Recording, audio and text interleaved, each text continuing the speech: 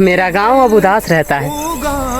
लड़के जितने भी थे हमारे गांव में, जो कभी हमारे साथ बैठते थे आम की छाँव में, सब के सब चले गए शहर में। ऐसा नहीं है कि यहाँ रहने के लिए मकान नहीं था, यहाँ बस रोटी का इंतज़ाम नहीं था। अब खास परिहास का आम तौर पर उपवास रहता है।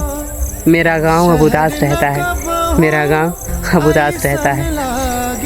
क्रिकेट, वॉलीबॉल, कबड्डी सब वक्त की तह में दब गए।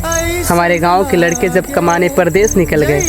अब रामलीला, दुर्गा पूजा की वो बात नहीं रही। गर्मियों में छतों पर हलचल की वो रात नहीं रही। दलाल में बैठे बुजुर्ग भी अब स्वर्ग सिधार गए।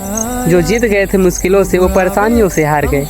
ये अंधी तौर तरक्की की गांव सुना कर गई, खालीपन का घाव अब तो दोगुना कर गई। जाने वाले चले गए, कहाँ कोई अनायास रहता है। मेरा गांव अब उदास रहता है, मेरा गांव अब उदास रहता है। छत से बतियाते पंखे, दीवारें और जाले हैं।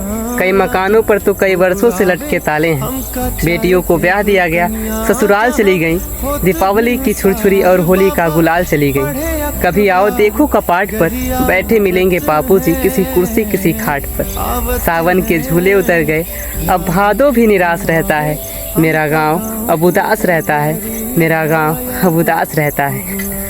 बाबूजी ठंड से सिकुड़े पसीनों में नहाए थे। बाबूजी ठंड से सिकुड़े पसीनों में नहाए थे, तब जाकर 3 कमरे किसी तरह बनवाए थे। अब तीनों कमरे खाली हैं, गलियां बेजान हैं, छतें अकेली, मैदान बेजान है।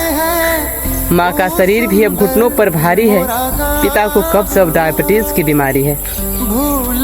अपने ही घर में माँ बाप का वनवास रहता है। मेरा गांव अब उदास रहता है, मेरा गांव अब उदास रहता है। याद बहुत हमका आवत है, ओ सुंदर मोरा गाँव।